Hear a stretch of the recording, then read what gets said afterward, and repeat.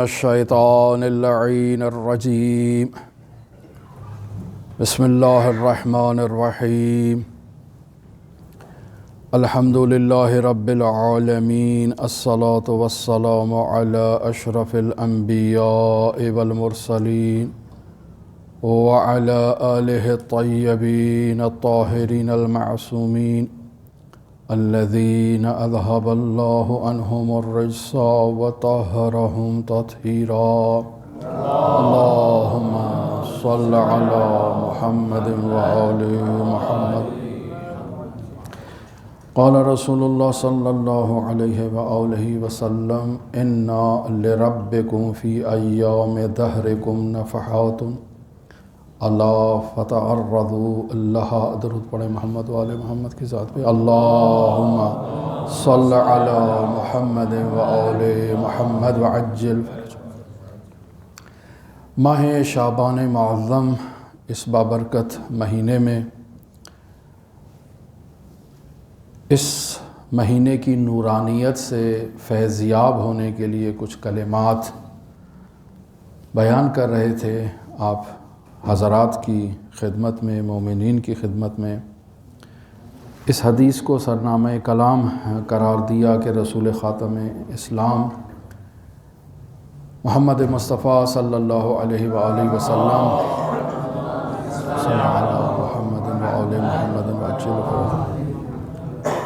ارشاد فرماتے ہیں کہ بے شک تمہارے پروردگار کے لیے تمہارے ایام دہر میں سے کچھ ایسے نفحات ہیں کہ تم آگاہ رہو، متوجہ رہو اور خود کو ان نفحات کی راہ میں قرار دو۔ رحمت الہیہ جب انسان کی زندگی میں آتی ہے تو انسان کو اس رحمت سے فرار نہیں ہونا چاہیے، بھاگنا نہیں چاہیے، بلکہ کوشش یہ کرنی چاہیے کہ خود کو اس رحمت الہیہ کے قریب کرے اور اس سے فیضیاب ہو سکے۔ بیان ہوا کہ یہ ماہ رجب جو گزر گیا اور یہ ماہ شعبان جس میں ہم اس وقت موجود ہیں، اور یہ مقدمہ ہے ماہ مبارک رمضان کا جو مستقبل میں آئے گا۔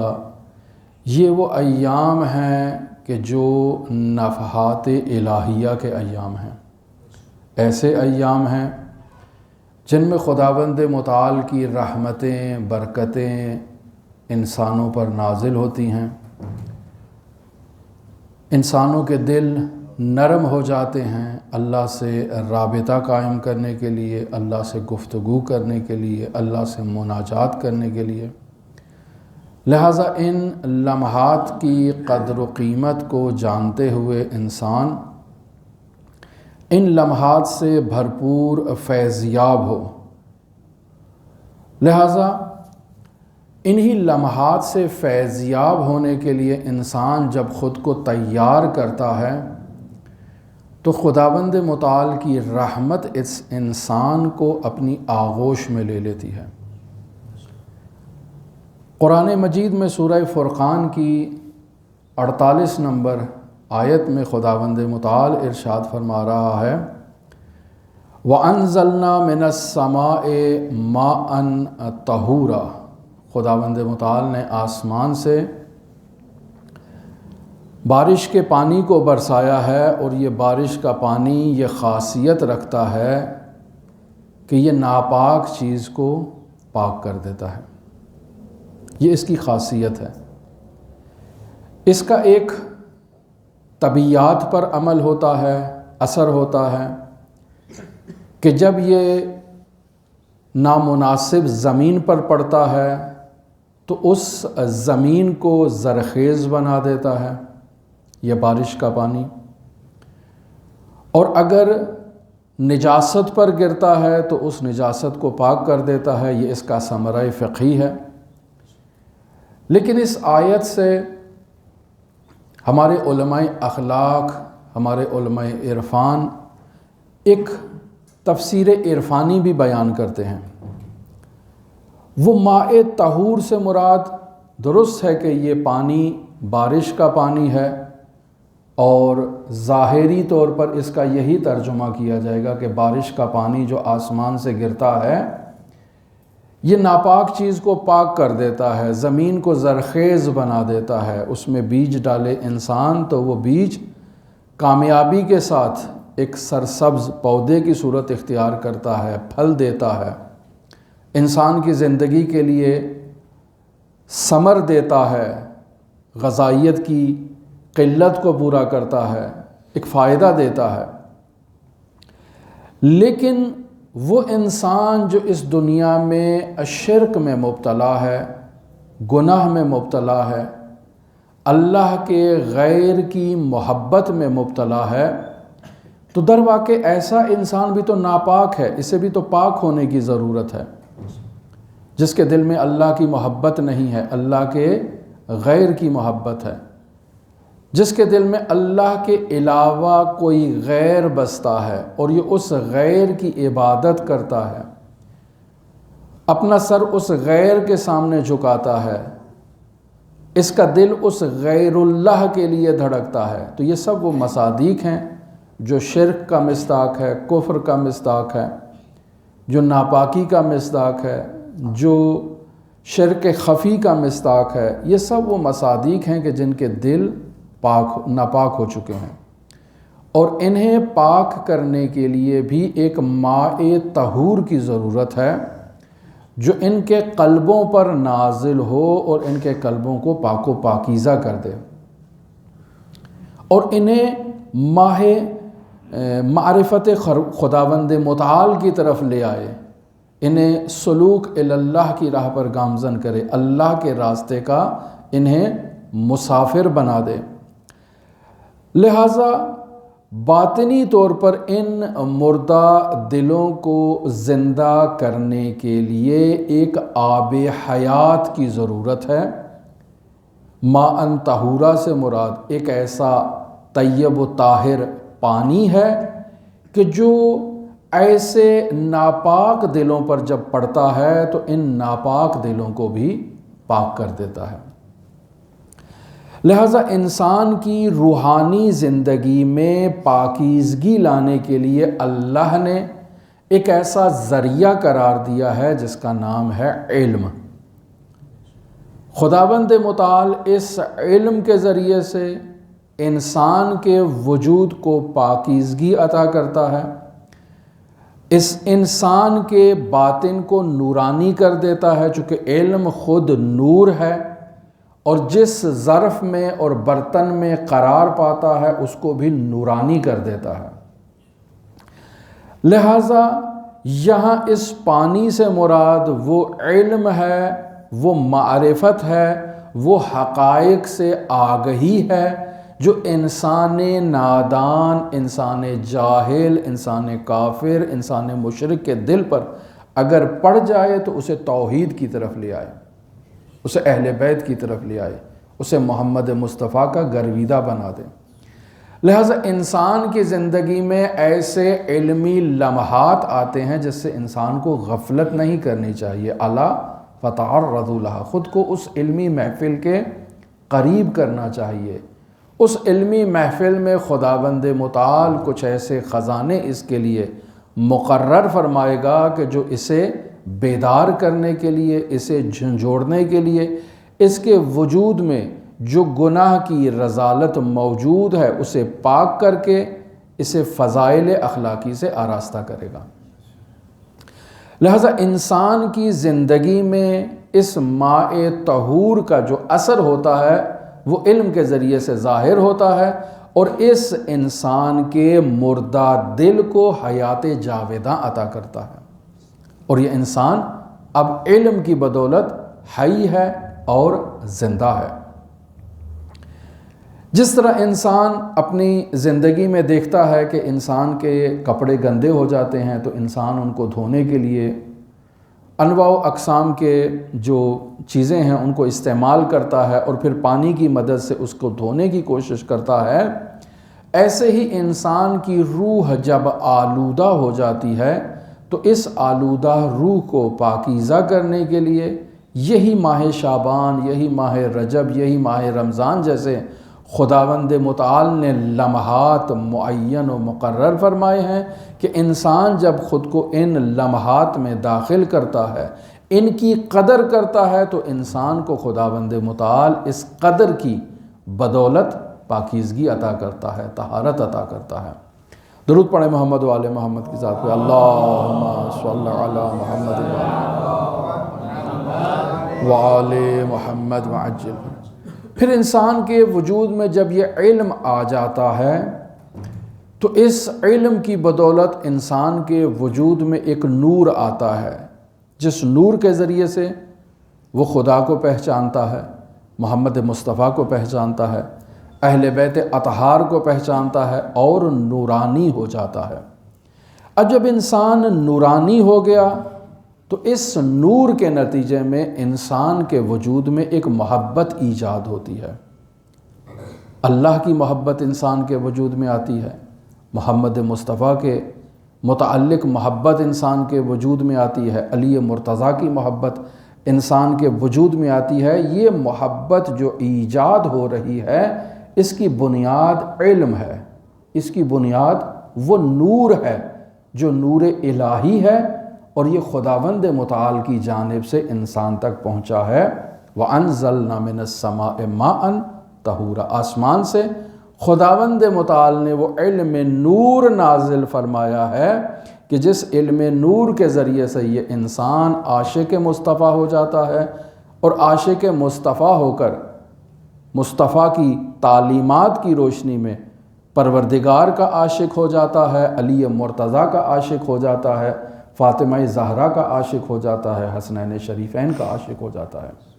اور پھر عاشق کا وظیفہ کیا ہے کہ وہ اپنے معشوق کے ساتھ قدم بقدم چلا کر چلے۔ جو کہہ دیا محمد مصطفیٰ نے، اس کو اپنے آنکھوں کا سرما بنا کر اس کو عمل کی زینت بخشتا ہے۔ وما آتاکم الرسول فخذوہ کا مصداق بن جاتا ہے۔ جو محمد مصطفیٰ نے تعلیمات دے دی ہیں، ان تعلیمات کو اخذ کرتا ہے اور باطنی طور پر انسان نورانی ہو جاتا ہے۔ جب انسان باطنی طور پر نورانی ہو جاتا ہے تو جس طرح سے انسان اپنی ظاہری آنکھوں سے موجودات کو مشاہدہ کرتا ہے، اسی طرح سے انسان اپنی باطنی آنکھوں سے حقائق کو مشاہدہ کرنا شروع کر دیتا ہے۔ میں ابھی آپ سب جو میرے سامنے بیٹھے ہیں، آپ کو میں اپنی آنکھوں سے دیکھ رہا ہوں، لیکن اس دیوار کے پیچھے کیا ہے مجھے اس کا علم نہیں ہے، سڑک پر کیا ہو رہا ہے مجھے اس کا علم نہیں ہے، باہر سے کوئی شخص ابھی اندر آئے گا کس غرض سے آ رہا ہے مجھے اس کا علم نہیں ہے۔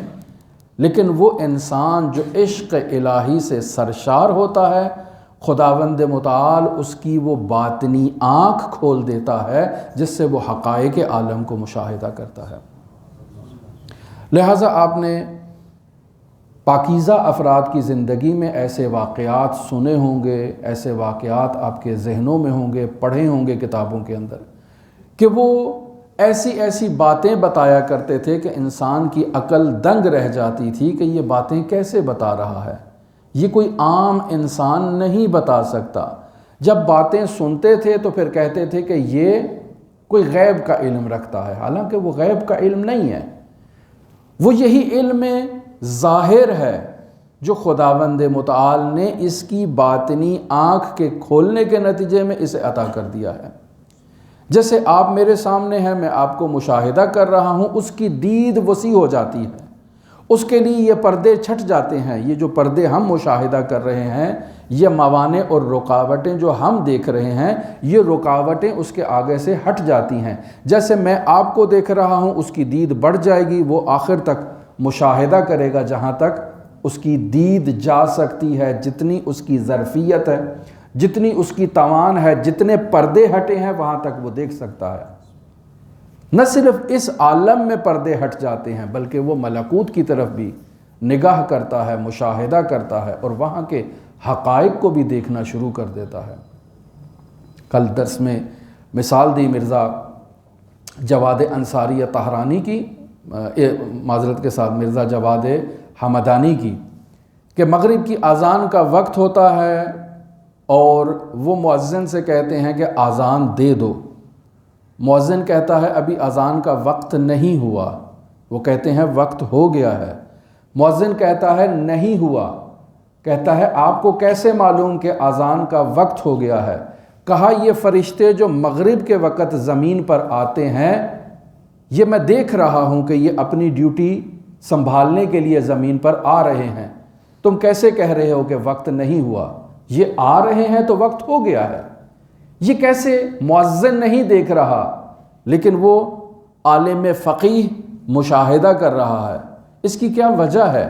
اس کی وجہ یہی ہے کہ خداوند متعال نے اس کی آنکھوں کے آگے سے ان پردوں کو ہٹا دیا ہے، پردے برطرف ہو چکے ہیں، لہٰذا وہ مشاہدہ کر سکتا ہے ان حقائق کو کہ جس کو یہ مشاہدہ نہیں کر رہے۔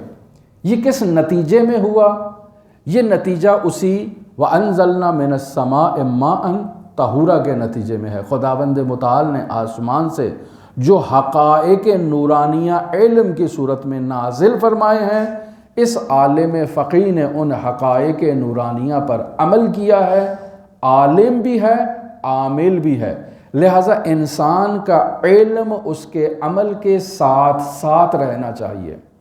اگر انسان اپنے علم کو اپنے پیروں تلے روند دیتا ہے، پامال کر دیتا ہے، تو پھر اس کے نتیجے میں وہ علم انسان پر نفرین کرتے ہوئے انسان کے وجود سے رخصت ہو جاتا ہے۔ کیوں؟ چونکہ انسان نے اس کی قدر نہیں کی ہے۔ لہٰذا مرحوم آیت اللہ بہجت یہی فرمایا کرتے تھے کہ جو جانتے ہو اس پر عمل کرو۔ جب انسان جاننے والی چیزوں پر عمل کرتا ہے تو خدا اسے انعام کے طور پر مجہولات کے دروازے اس کے لیے کھول دیتا ہے، یعنی انسان کا دائرہ علم وسیع ہو جاتا ہے۔ من عمل بما علم ورثہ اللہ علم ما لم یعلم، جو عمل کرتا ہے اس چیز پر جسے وہ جانتا ہے تو خداوند متعال اس کے لیے مجہولات کے دروازے کھول دیتا ہے اور انہیں علم میں تبدیل کر دیتا ہے، حقائق اس کے سامنے واضح ہو جاتے ہیں۔ لہٰذا یہ نور معرفت ہے جو آسمان سے اتر رہا ہے معارف الہیہ کی صورت میں اور انسان تک پہنچ رہا ہے اور انسان کی باطنی آنکھ کی روشنی کا باعث بن رہا ہے، اور انسان اس کائنات کے ان جلووں کو مشاہدہ کرتا ہے جو اسے اللہ کی طرف سفر کرنے میں کامیابی دیتے ہیں۔ انسان کامیابی کے ساتھ اللہ کی طرف سفر کرتا ہے۔ لہذا جو انسان اس کمال کے سفر کو طے کرتا ہے اسے انسان کامل کہتے ہیں۔ حضرات انبیاء انسان کامل، انبیاء کے اوصیاء انسان کامل، خاتم الانبیاء انسان کامل، ائمہ انسان کامل، اور منا اہل البیت جیسی شخصیات بھی انسان کامل۔ اب جب سب انسان کامل ہیں تو کیا بالکل ایک جیسے ہیں؟ نہیں، ان میں کچھ امام ہیں اور کچھ مقتدی ہیں، اقتداء کرنے والے۔ کل اس کی مثال دی کہ نماز میں ہم پڑھتے ہیں، امام کی اقتداء کرتے ہیں، ہم پیچھے ہوتے ہیں، امام آگے ہوتا ہے، تو ہم اب اس نماز کے ذریعے سے خدا سے مرتبط ہو چکے ہیں۔ وہی رابطہ جو امام کا ہے وہی رابطہ ہمارا بھی خدا سے قائم ہو چکا ہے، لیکن اس کا یہ مطلب نہیں کہ اب ہم امام ہو چکے ہیں، نہیں، امام وہی ہے، لیکن ہم اس کی اقتداء کے نتیجے میں خدا سے مرتبط ہو چکے ہیں۔ لہٰذا جب انسان کامل کی بات کی جاتی ہے کہ تمام انبیاء، تمام اوصیاء، خاتم الانبیاء کے اوصیاء انسان کامل ہیں، تو اس کا یہ مطلب نہیں کہ اب وہ امتیاز ختم ہو چکا ہے، نہیں، وہ امام ہے، وہ نبی ہیں، وہ اپنی جگہ پر ہیں، یہ ان کے قدموں کی خاک وہاں تک پہنچ رہی ہے اور کمال حاصل کر رہی ہے، اور یہی معجزہ ہے ان انبیاء کا، ان انبیاء کے اوصیاء کا، کہ ایک خاکی انسان کو خاک سے اٹھا کر عرش پر لے جاتے ہیں، اور عرش پر موجود ان ملائکہ مقربین، ملائکہ قروبین اور حاملان عرش سے بلند مقام اسے عطا کرتے ہیں۔ لہذا انسان اس ماء طہور جو معرفت کے نتیجے میں انسان تک حاصل ہوا اور اس کے نتیجے میں انسان کو محبت حاصل ہوئی ہے، تو اس محبت کے نتیجے میں انسان کے وجود میں ایک ایسا سیلاب آ جاتا ہے جو انسان کی روح کی گہرائیوں تک پہنچ کے اسے پاک و پاکیزہ کر دیتا ہے، انسان کو طیب و طاہر کر دیتا ہے۔ لہٰذا جب بات ہوتی ہے کہ انسان بھی پاکیزہ ہو سکتا ہے، انسان بھی طیب و طاہر ہو سکتا ہے، انسان بھی معصوم ہو سکتا ہے، تو اس کی بنیادی وجہ یہ ہے کہ یہ اپنے ظرف کے مطابق لیتا ہے۔ جتنا اس کے برتن میں، ظرف میں گنجائش ہے، یہ اتنا ہی وصول کر سکتا ہے، اس سے زیادہ وصول نہیں کر سکتا۔ اور جب احتیاج کی بات آتی ہے، فقر کی بات آتی ہے، نیاز کی بات آتی ہے، تو ایک عام انسان کا فقر محدود ہے، خاتم الانبیاء کا فقر جو ہے وہ بہت وسیع ہے اس کی نسبت۔ کیوں؟ چونکہ ان کا ظرف زیادہ ہے۔ اس کی مثال جیسے اس دن بھی ہم نے آپ کی خدمت میں دی کہ انسان جب ایک کپ کے اندر پانی ڈالتا ہے تو اس کپ میں کپ کی ظرفیت کا پانی آتا ہے، جگ میں پانی ڈالتا ہے تو جب کی ظرفیت کے مطابق پانی آتا ہے، دیگ جتنا پانی ڈالتا ہے تو اس کی مقدار کے مطابق پانی آتا ہے۔ وہاں دو چیزیں ہمیں دکھائی دیتی ہیں، ایک پانی کا موجود ہونا ہے اور ایک اس گلاس کا فقیر ہونا ہے، محتاج ہونا ہے۔ وہ پانی جو اس کے اندر موجود ہے وہ تو موجود ہے، ہم اس کو دیکھ رہے ہیں، نیاز اس پانی کی ضرورت کی ہے، وہ برتن اس پانی کا مطالبہ کرتا ہے۔ اسی طرح انسان خداوند متعال سے حقائق کا، معارف کا، نور کا، طہارت کا، پاکیزگی کا سوال کرتا ہے، لیکن اپنی ظرفیت کے مطابق سوال کرتا ہے، اس سے زیادہ وہ لے نہیں سکتا۔ تو جب میں خدا سے طہارت اور پاکیزگی کا سوال کروں گا تو چونکہ میرا ظرف اتنا ہے تو میں اتنی ہی پاکیزگی کا مطالبہ کروں گا۔ اگر خاتم الانبیاء طہارت اور پاکیزگی کا سوال کریں گے تو ان کا ظرف بڑا ہے، وہ بڑی پاکیزگی کا سوال کریں گے۔ لہٰذا ان باتوں کو آپس میں جب ہم انسان مکس کر دیتے ہیں تو ہمارے لیے مشکل ایجاد ہو جاتی ہے، چونکہ ہم بات کو سمجھ نہیں پا رہے ہیں۔ انسان کا فقر محدود ہے، خاتم الانبیاء کا فقر جو ہے وہ وسیع ہے۔ کیوں؟ چونکہ خاتم الانبیاء نے تمام عالم امکان کے اوپر ہاتھ رکھ کے ان کی ہدایت کرنی ہے۔ میں نے اگر ہدایت کسی کی کرنی ہے تو ممکن ہے 1 2 4 آدمی میرے سامنے ہوں گے کہ جن کی میں ہدایت کروں گا، جن کو معارف بتاؤں گا، جن کی ضروریات کو پورا کروں گا، لیکن خاتم الانبیاء جو تمام انبیاء کے بعد ختم نبوت کی مہر لے کر آئے ہیں اور ان کے بعد لا نبی بعدی کا ٹائٹل انہیں حاصل ہو چکا ہے، تو انہوں نے تمام بشریت کے لیے جو ان کے بعد آئے گی سب کی ہدایت کرنا ہے۔ لہٰذا انسان اس نقطے کی طرف توجہ کرے کہ ذات الہی کی جانب سے مسلسل تسلسل کے ساتھ یہ حقائق اور یہ معارف نزول کر رہے ہیں اور انسان تک پہنچ رہے ہیں۔ وَأَنزَلْنَا مِنَ السَّمَاءِ مَاءً طَهُورًا، یہ ماء طہور کا نازل ہونا جو معارف اور حقائق الہیہ کی صورت میں ہے، یہ متوقف نہیں ہوتا ہے، یہ مسلسل تسلسل کے ساتھ انسان کے وجود پر تابش کرتا ہے اور اسے حیات جاوداں عطا کرتا ہے۔ یہ ایسا پانی ہے۔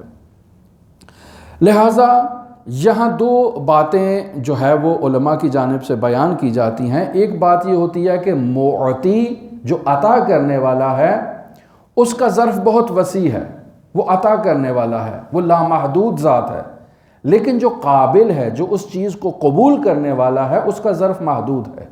معطی کی طرف سے کنجوسی نہیں ہے، جو دینے والا ہے وہ بخیل نہیں ہے، وہ کنجوس نہیں ہے، لینے والے کے اوپر کنجوسی ہے کہ اس نے اپنے ظرف کو چھوٹا کر رکھا ہے، محدود کر رکھا ہے۔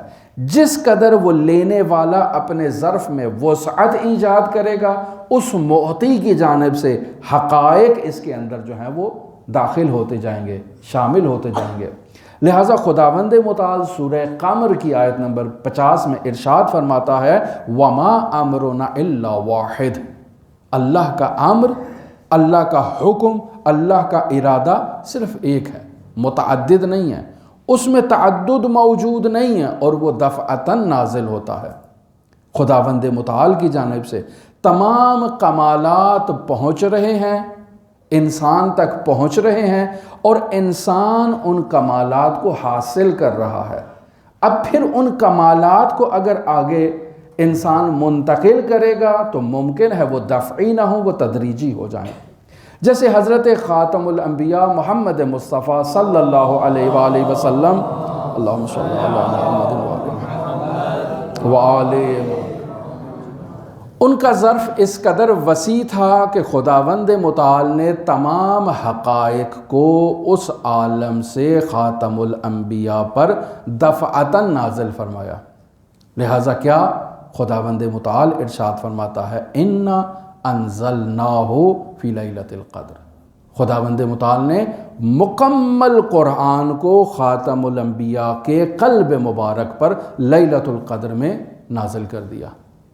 اب اس ظرف میں اتنی وسعت تھی کہ قرآن کو دریافت کر سکتے تھے، قرآن کو وصول کر سکتے تھے، قرآن کو تحمل کر سکتے تھے، لیکن مجھ میں اور آپ میں وہ توانائی اور وہ صلاحیت موجود نہیں ہے کہ ہم قرآن مجید کو ایک ہی دفعہ مکمل قرآن کو جو ہے وہ دریافت کر لیں۔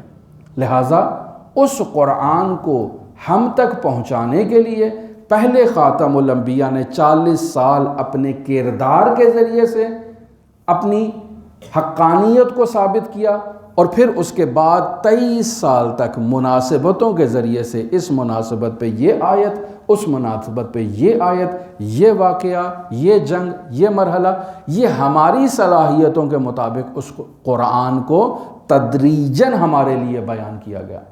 لہٰذا جب آیت نازل ہوتی تو فرماتے اس آیت کو فلاں جگہ پر رکھ دیا جائے۔ کیوں؟ کہاں سے معلوم ہوا؟ کیوں؟ چونکہ ان کے قلب نازنین پر یہ قرآن دفعتاً نازل ہو چکا ہے۔ وَأَنزَلْنَا مِنَ السَّمَاءِ مَاءً طَهُورًا کے مصداق یہ ہستی اس قرآن کو إِنَّ أَنزَلْنَاهُ فِي لَيْلَةٍ مبارکہ میں یا فی لیلۃ قدر میں حاصل کر چکی ہے، دریافت کر چکی ہے۔ اس ظرفیت میں دفعتاً تمام حقائق کو لینے کی صلاحیت تھی، بشریت میں صلاحیت نہیں تھی۔ اب اگر بشریت اس کے نقش قدم پر چلتے ہوئے اپنے وجود میں وسعت ایجاد کرتی جائے اور ان معارف کی بدولت خود کے وجود میں طہارت و پاکیزگی ایجاد کرتی جائے تو اس کے ظرف میں وسعت ایجاد ہوتی جائے گی۔ آہستہ آہستہ حقائق کو، معارف کو یہ اسی وسعت کے ساتھ لے گا کہ جیسے اصحاب نے دریافت کیا، جیسے من اہل البیت سلمان نے دریافت کیا۔ اور کل ایسی پاکیزہ ہستیوں کا، پاکیزہ اصحاب کا ہم نے بیان کر دیا کہ انسان کے ظرف میں کمزوری ہے، قلت ہے، کمی ہے، اور انسان اس اپنے صلاحیت میں کمی ہونے کی وجہ سے محرومیت کا شکار ہے۔ اس محرومیت کو انسان نے خود برطرف کرنا ہے۔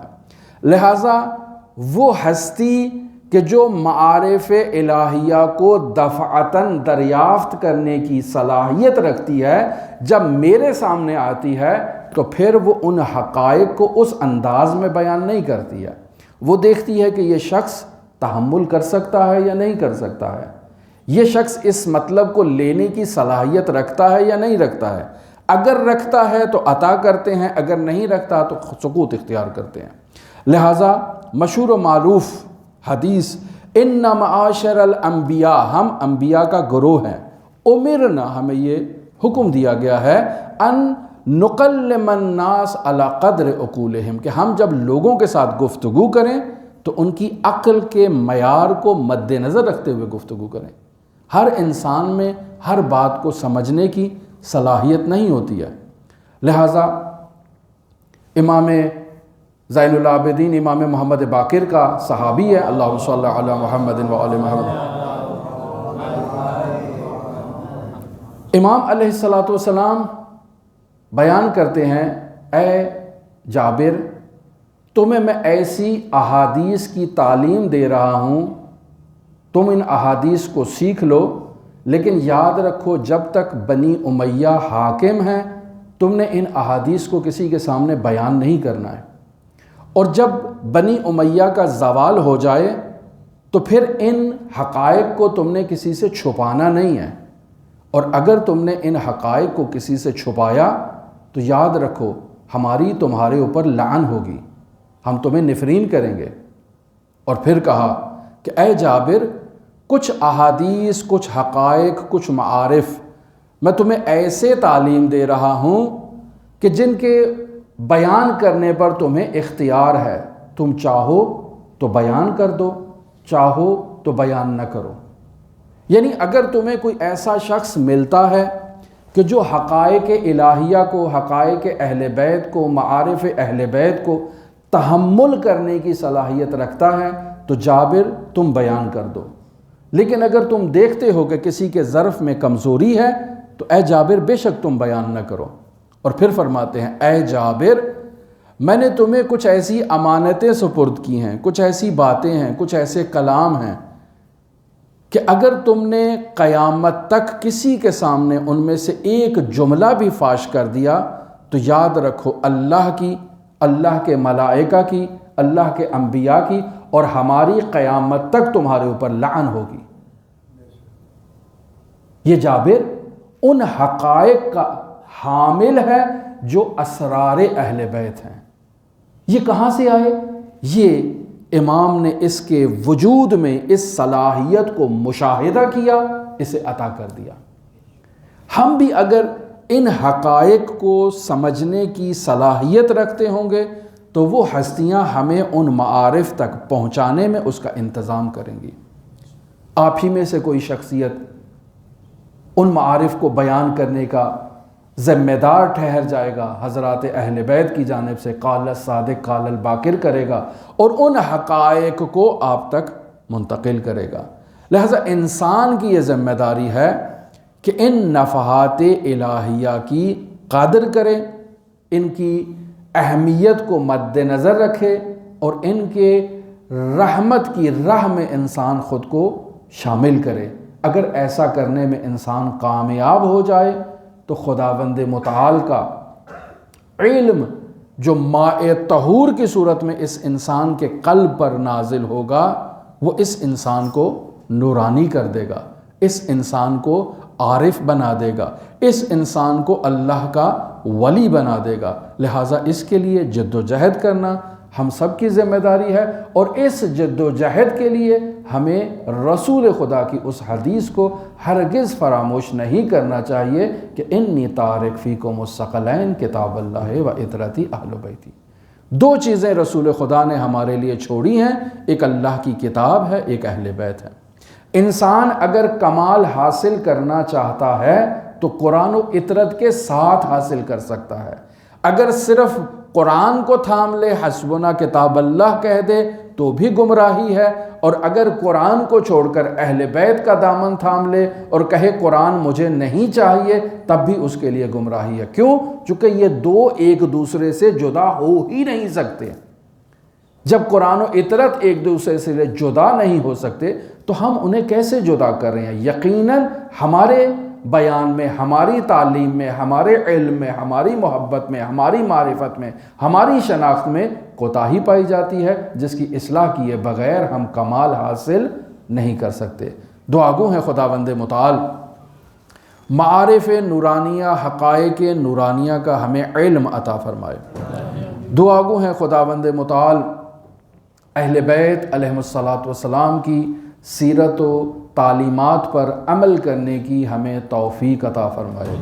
دعا گو ہیں خداوند متعال یہ نورانی مہینے، ماہ شعبان، ماہ رمضان، خداوند متعال ان مہینوں کی قدر دانی کرنے کی ہمیں توفیق عطا فرمائے۔ دعا گو ہیں خداوند متعال ان مہینوں کے صیام کی ہمیں توفیق عطا فرمائے۔ دعا گو ہیں خداوند متعال ان بابرکت مہینوں کی بدولت ہمارے وجود میں محمد مصطفیٰ علی مرتضیٰ اور پروردگار کی ایک ایسی لازوال محبت کو ایجاد کر دے کہ ہم ان ہستیوں کے ذریعے سے خداوند متعال کے عارف بن جائیں۔ دعا گو ہیں خداوند متعال اسی ماہ شعبان میں جو اللہ نے اپنی آخری حجت کو اس دنیا میں بھیجا، اسی آخری حجت کے ظہور میں تعجیل فرمائے۔ دعا گو ہیں خالق متعال کی بارگاہ میں کہ ہمیں حضرت صاحب العصر، صاحب الامر، صاحب الزمان کے اصحاب و آوان و انصار کی فہرست میں شمار فرمائے، اور ہمیں حضرت کے قدموں میں جام شہادت نصیب فرمائے۔ اللہم صلی علی محمد و آل محمد وعجل فرج قائم۔